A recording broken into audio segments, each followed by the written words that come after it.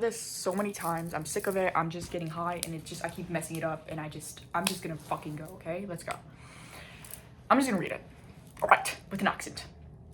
The loss of Gabrielle de Lioncourt's characterization through AMC's adaptation of The Vampire Lestat, 2026. By me. Introduction. Anne Rice's The Vampire Lestat presents Gabrielle de Lioncourt as one of the most philosophically and gender-complex character in Gothic fiction. Her vampirism does not simply free her from mortality, it allows her to reject the social expectations of womanhood, motherhood, and ultimately human identity itself. Throughout the novel, Gabrielle consistently distances herself from conventional femininity through her appearance, mannerism, relationships, and worldview, becoming a creature who exists outside traditional understanding of gender. AMC's adaptations, however, reconstructs Gabrielle into a far more conventionally feminine figure, reframing her as a source of female presence within a predominantly male cast. In doing so, the adaptation loses one of Anne Rice's most distinctive exploration of gender nonconformity and replaces it with a more familiar archetype, fundamentally reshaping the philosophical core of Gabrielle's character. Part 1. Gabrielle's rejection of femininity. One of the defining features of Gabrielle's characterization is that she does not simply reject the expectations placed upon women, she rejects the social category of woman altogether. Lestat himself ultimately recognizes this transformation. Quote, "But she was not really a woman now, was she? Any more than I was a man." End quote. This line encapsulates Anne Rice's broader philosophy of vampirism. Becoming a vampire dissolves many of the distinctions that organizes human life. Gender becomes increasingly irrelevant besides immortality. Vampires are predators before they are men or women.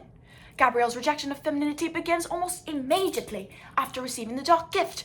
She strips the young male victim of his clothing and dresses herself in his garments.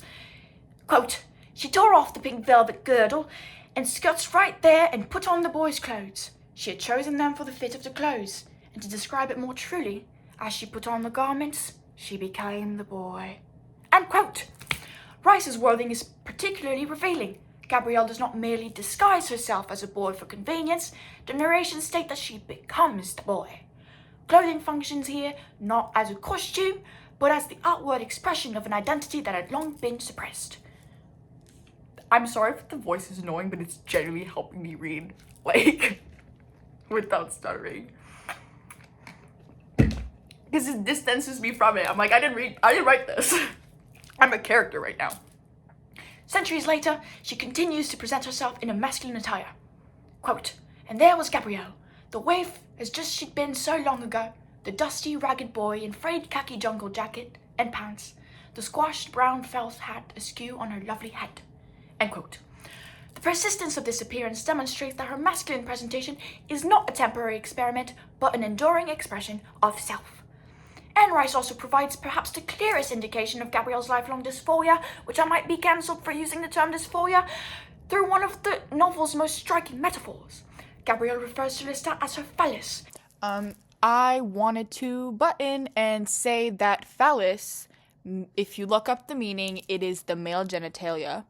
But, like, there's a quote that she says, Lestat, she says, "You are the man in me." So she refers to Lestat as, as her male body part, is what it means. Hope that makes sense. Describing him as the embodiment of everything society permitted a man to become, but denied her. Lestat possesses freedom of movement, inheritance, education, independence, and physical autonomy. Gabrielle experiences those freedom only indirectly through her son, until vampirism finally grants them to her personally. The television adaptation briefly echoes this rejection of conventional identity with Gabrielle's declaration of, "Not a wife, not a mother, not a woman. What then?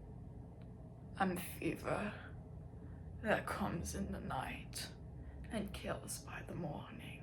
End quote. Not a wife, not a mother, not a woman. What then? I'm a fever that comes in the night and kills by the morning. Yet, instead of following this declaration to its logical conclusion, the adaptation consistently presents her visually and emotionally as precisely what the novel rejects: an elegant, recognizable woman. Part 2. Masculine presentation as identity. Gabrielle's masculine presentation extends far beyond clothing. In the Vampire Lestat, page 180, Gabrielle is horrified when her hair grows back, as though her immortal body continually attempts to restore the feminine appearance society expects of her. Each time she cuts it, even though she only cuts it once, but if she were to cut it many times, vampirism returns it to its original state, which is you can't change who you are, you're a woman. This scene illustrates that Gabrielle's discomfort is not performative, but deeply personal. She is not attempting to shock others. She simply wants her outward appearance to align with the self she finally feels free to express.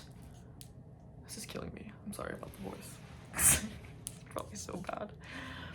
She generally enjoys masculine clothing, particularly refined menswear, and still cares deeply about her appearance. Her efforts are not careless. They demonstrate a desire to present herself convincingly in a masculine way. Lestat even buys gifts that affirm these aspects of her identity. Quote, "I found very delicate and lovely things for her, pearl-studded pins that she might wear in the lapels of her mannish little coat, and rings that would look masculine on her small hands if that's what she wanted." End quote. Her body language is similarly masculine. Quote, "She rested against the beam beside her in an easy manner of a strange long-haired man." End quote. Other quote, "She straddled the chair like a cowboy when she sat down, resting her chin on the hands of the high back." End quote. These descriptions accumulate throughout the novel. Clothing, gesture, movement, and posture all reinforces Gabrielle's rejection of conventional femininity. Part 3. Rejecting motherhood and womanhood. Immediately after receiving the dark gift, Gabrielle instructs Lestat to never call her mother again, insisting that he addresses only by her name. Their relationship quickly becomes one of equals, with the distinction between maternal love and erotic intimacy becoming increasingly blurred as maker and fledgling. This rejection allows Gabrielle to distance herself from motherhood, which in 18th century France represented the expected purpose of womanhood. Even before becoming a vampire. My accent is losing itself. Let me just...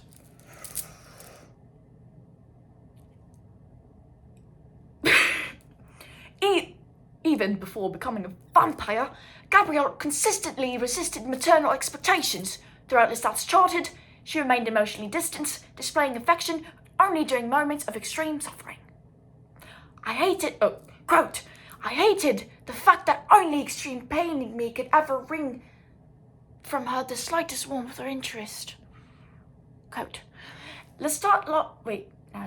Gabrielle loved Lestat in her own twisted way, but she never expressed affection. This is not the accent. Gabrielle loved Lestat in her own twisted way, but she never expressed the affection according to conventional material ideals. Books, travels, and imagination always held greater emotional importance than domestic life to her. Vampirism simply removes the obligation that had previously prevented her from pursuing those desires. Unlike many other literary mothers who sacrifice themselves for their children, Gabrielle repeatedly chooses freedom instead. She remains with Lestat only as long as he interests her or can help her understand her new existence. Beyond that, she prioritizes her own survival, autonomy, and pursuit of knowledge. Part 4. The altered dynamic between Gabrielle and Lestat. Gabrielle's rejection of motherhood also fundamentally shapes one of Anne Rice's most unsettling relationships. In the novel, she immediately rejects the title mother, like I previously told you. The relationship ceases to function within conventional family structures and instead becomes something far stranger.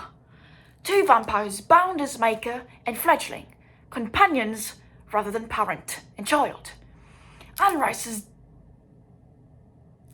deliberately blurs emotional, familial, and even erotic boundaries, but this tension exists alongside Gabrielle's profound emotional detachment. She rarely seeks intimacy for its own sake. Instead, she consistently withdraws from Lestat whenever his emotional needs become too human or too possessive.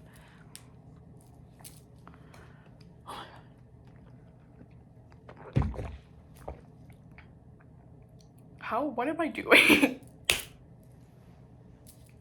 Bruh. It's okay, we got this. AMC's adaptation alters this balance by presenting Gabrielle as far more emotionally expressive figure while simultaneously placing greater emphasis on the erotic undercurrent of her relationship with Lestat. Without the novel's sustained dismantling of gendered identity, these scenes become less about the collapse of human categories under vampirism and more about an older woman engaged in a transgressive relationship with her son, which is horrifying. As a result, the adaptation shifts Gabrielle from an almost inhuman philosophical force into a figure whose intimacy can appear considerably more predatory. What Rice originally presents as a disturbing consequence of immortality and the dissolution of human identities risks as being interpreted instead through the lens of maternal manipulation and incestuous desire, which, yes, that was happening, but that's not all that was happening. This change is significant because Rice's Gabrielle is not interested in possessing Lestat. She repeatedly abandons him, refuses emotional dependency, and consistently values freedom over attachment. By placing greater emphasis on emotional and sexual tension, the adaptation consequently alters the power dynamics between them, replacing existential ambiguity with a more recognizable and arguably less compelling form of taboo. Part 5. Mutual gender envy. What if I just change my voice for this one? One of the most overlooked aspects of Anne Rice's characterization is that Gabrielle and Lestat each envy qualities embodied by the other's gender, creating a relationship built upon reciprocal longing rather than simple identification. For Gabrielle, Lestat represents everything 18th century society did not hear. She explicitly describes him as her phallus, a startling metaphor that expresses not merely maternal pride, but a profound awareness that he possesses of the social freedom, mobility, and autonomy reserved for men. His body allows him to move through the world without the restrictions that defined Gabrielle's mortal existence. After becoming a vampire, she immediately adopts masculine clothing and behavior because she's finally able to pursue the identity she had previously only imagined through Lestat. Lestat, however, exhibits a complementary form of envy. Throughout the vampire Lestat, crazy that it's named after him, he repeatedly idolizes feminine beauty, grace, and adornment. He delights in fine clothing, jewelry, cosmetics, elaborate hairstyles, and theatrical self-presentation, qualities traditionally coded as feminine within his historical context. He lovingly selects jewelry specifically suited to Gabrielle's preferred masculine appearance, recognizing and affirming the identity she wishes to inhabit, rather than attempting to restore her femininity. His admiration for beauty is not constrained by conventional masculinity, and his own presentation frequently destabilizes gender expectations. Rather than presenting masculinity and femininity as fixed opposite, Rice constructs mother and son as mirrors who each desire aspects of what the other possess. Gabrielle longs for masculine freedom, while Lestat embraces aesthetic qualities associated with femininity. Vampirism allows both characters to move beyond many of the gendered limitations imposed upon them as humans. Their relationship therefore becomes not only one of familial,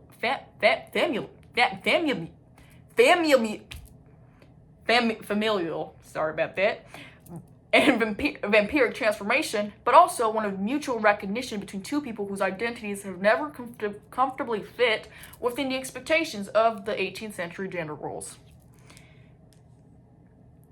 What?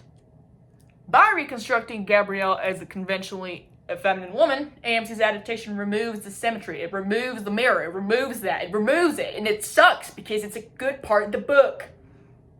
Instead of two characters whose identities continually destabilizes one another's understanding of gender, the series largely restores a familiar masculine-feminine dynamic. In doing so, it loses one of the novel's most nuanced exploration of gender as something performed, envied, exchanged, and ultimately transcended through vampirism.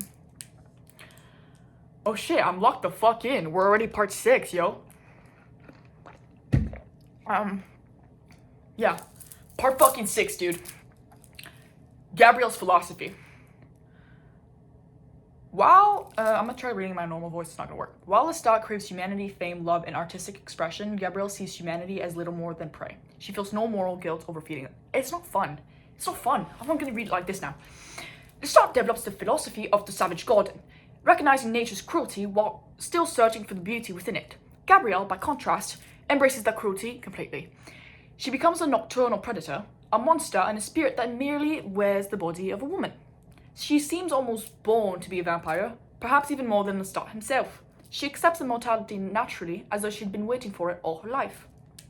She is drawn towards forests, jungles, and the wilderness, preferring to sleep beneath the earth rather than inside coffins because nature itself becomes her home. Her mortal life was spent escaping into books to avoid an abusive marriage in a decaying chateau. Immortality transformed that retreat into a complete philosophical nihilism. Human language, custom, morality, and history become structures she willingly abandons. Unlike Louis, she feels no guilt over what she's become. Unlike Lestat, she experiences little nostalgia for humanity. Unlike Armand, she does not seek either religion nor metaphysical certainty. Her nihilism is peaceful rather than destructive. Liberation comes from recognizing that the universe possesses no inherent meaning.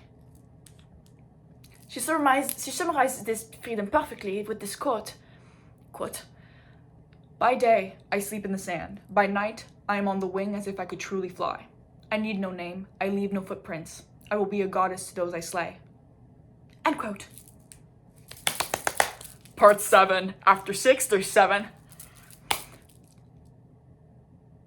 Many readers interpret Gabrielle as a trans man. Another equally compelling reading theory understand her as occupying an agender or non-binary identity made possible by vampirism itself. I personally align more closely with the latter interpretation. I want to do the French accent again.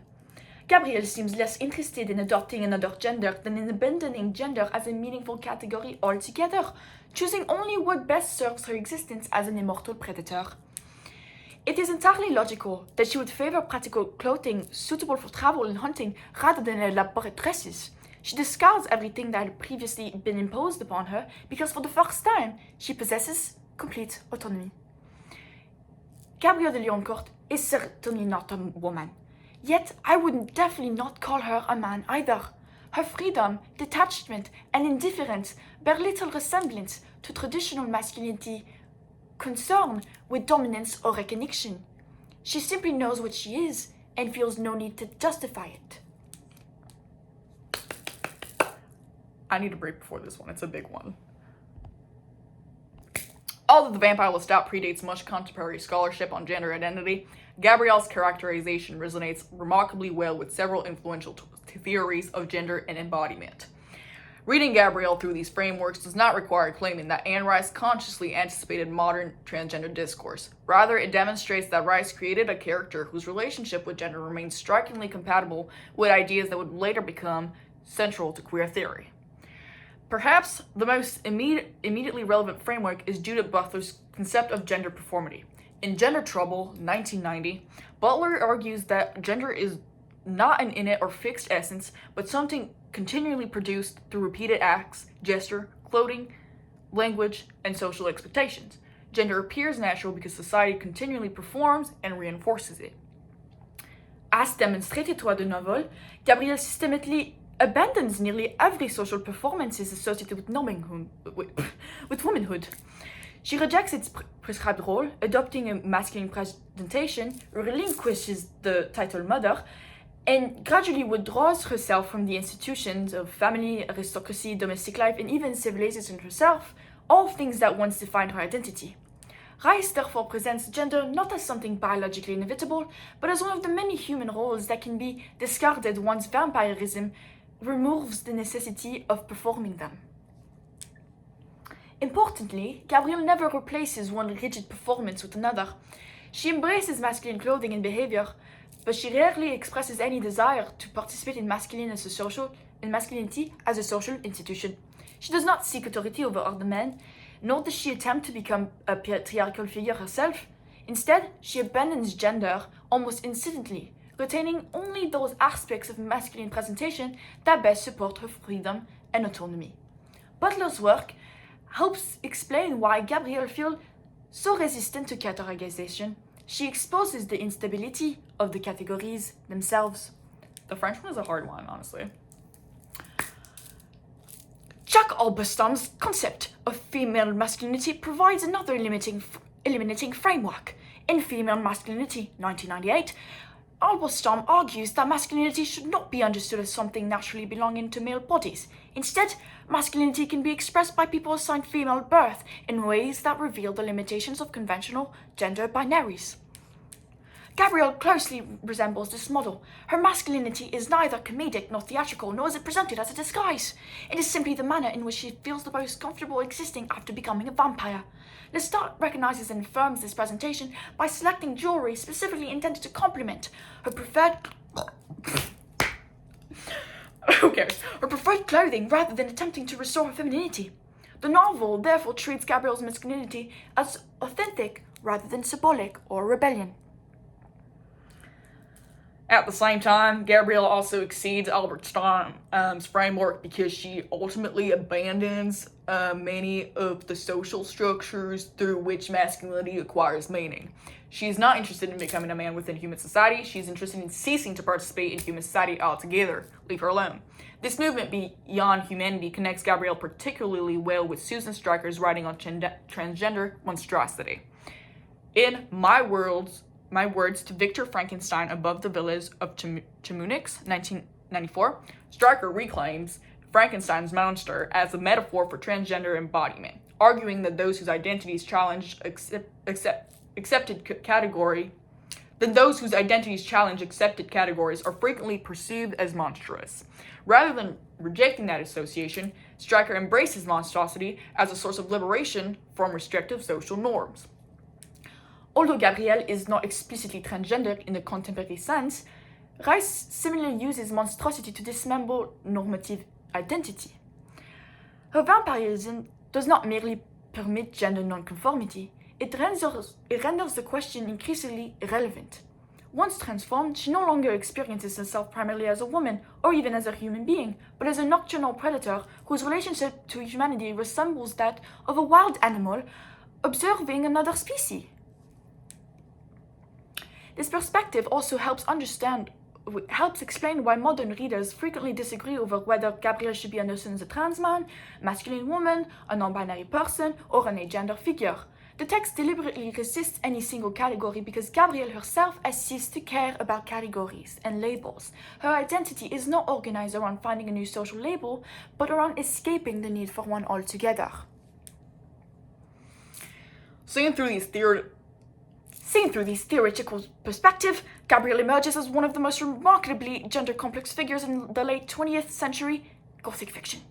Decades before contemporary discussions of gender diversity entered mainstream culture, Anne Rice imagined a character whose liberation depended not on affirming an alternative identity within existing categories, but on transcending the categories themselves.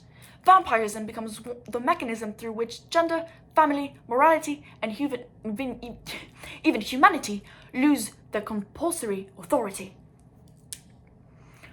Understanding Gabrielle in this way also clarifies what is lost in AMC's adaptation. By restoring her to a recognizably feminine role within the narrative, the series does not merely alter her visual presentation, it reinstates precisely the social categories that Rice's novel works so carefully to dissolve. The adaptation therefore shifts Gabrielle from a character who destabilizes gender into one who ultimately reaffirms it, fundamentally changing the philosophical core and implication of her transformation.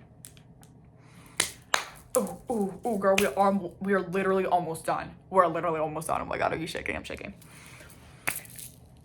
Part 9. Reinscribing gender. Gabrielle in AMC's The Vampire Lestat.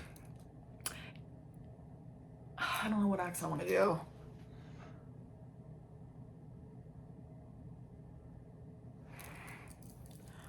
Or not clear, in AMC's adaptation of The Vampire Lestat, the production team made a deliberate creative choices that functionally erase the gender non-conforming core of Gabrielle's characterization. Ironically, fucking know what's going on. Anyway, the vampire has been widely praised for successfully adapting Anne Rice's queer relationships while expanding representation through race and sexuality.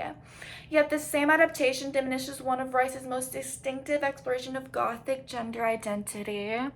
The costume design immediately illustrates this shift. Although Gabrielle explicitly rejects conventional femininity throughout the novel, the adaptation dresses her in overly feminine clothing, styles her hair in a carefully maintained blonde bob, and gives her visible makeup even during scenes that directly contradict the symbolism established in the source material. Her name is also altered from the comparatively androgynous Gabrielle to the more overtly feminine Gabrielle. Roland Jones reportedly described Gabrielle as a necessary feminine addition to balance the otherwise male-dominated principal cast. By assigning Gabrielle the narrative role of the woman in Rome, the adaptation directly contradicts her literary purpose, which is to reject being understood through as a woman. The production also appears to reinterpret Gabrielle as the modern girl boss figure. While this may have been intended as an expression of female empowerment, it replaces Anne Rice's far more specific exploration of a character who abandons womanhood in favor of becoming something detached from human society. The adaptation hairstyle further illustrates the shift. In the novel, Gabrielle's regrowing hair symbolizes her frustration that even her immortal body attempts to restore femininity that she wishes to escape. Tell me why it was a huge thing in the, like, this is not really my thing. But what do you mean? What do you mean? So in the show in the beginning when she gets turned, she has long ass hair. And then she pulls up in the modern day and she's cutting her hair every fucking day. I'm pissed. Because you're telling me that with your fucking logic, we could have had Gabrielle cutting her hair fucking short. Every day. Even though... Okay, shut up. By contrast, the series presents her with an immaculately maintained hairstyle that functions as an expression of conventional feminine beauty rather than a source of dysphoria. Okay, here I have insert article/interview describing Gabrielle as a high femme queen with a cunty blonde bob. And I found it. It's from The Hollywood News. Gabrielle may be, this is a quote, Gabrielle may be a nature-loving, adventurous maven, but she is a high femme queen with a push-up bra and a cunty blonde bob. My Gabrielle? No. No, she's not. There's nothing inherently wrong with depicting powerful women. The difficulty here is that Gabrielle was never written as simply as a powerful woman. She was written as someone who no longer wished to be understood as a woman at all. Finally, by its conclusion, oh my god, thank goodness. Ultimately, AMC's adaptation does not merely reinterpret Gabrielle Lioncourt. It reconstructs the philosophical foundation of her character. In Anne Rice's The Vampire Lestat, Gabrielle's vampirism is inseparable from her rejection of womanhood, motherhood, and even human identity itself, like I said in the beginning. Her journey is not one of empowerment within existing societal categories, but of abandoning those categories altogether. She rejects domesticity, refuses maternal identity, embraces masculine presentation, and eventually transcends the very concept of gender as she embraces existence as a creature of the night. Whether Gabrielle is best understood as transmasculine, non-binary, agender, or something beyond any human label intentionally remains unresolved. And that ambiguity is precisely what makes her such a singular figure within Gothic literature. Rice never asks the reader to categorize Gabrielle neatly. Instead, she invites them to confront the instability of the categories themselves. Vampirism becomes not merely a metaphor for mortality or queerness, but for liberation from every structure that once defined the self. By contrast, AMC's adaptation restores Gabrielle to recognizable social roles. She becomes a feminine presence, an emotionally expressive mother, and a symbol of female strength rather than someone who rejects womanhood altogether. In doing so, the series exchanges existential ambiguity for a more conventional character archetype. A vampire who once challenged assumption about gender, family, and humanity is now transformed into a character whose identity is far easier to recognize and therefore less unsettling. This shift illustrates a broader tension within adaptation itself. Expanding representation does not always preserve the form of representation already present within a text. In Gabrielle's case, a series celebrated for foregrounding queer identities arguably obscures one of Anne Rice's most distinct exploration of gender nonconformity, and the result is not simply a different interpretation, but the loss of one of Gothic fiction's most unusual and uncompromising character. And that's it, guys. We fucking did it, and I low-key think it was good. The accents might be annoying, but you guys can deal with it. Okay, bye.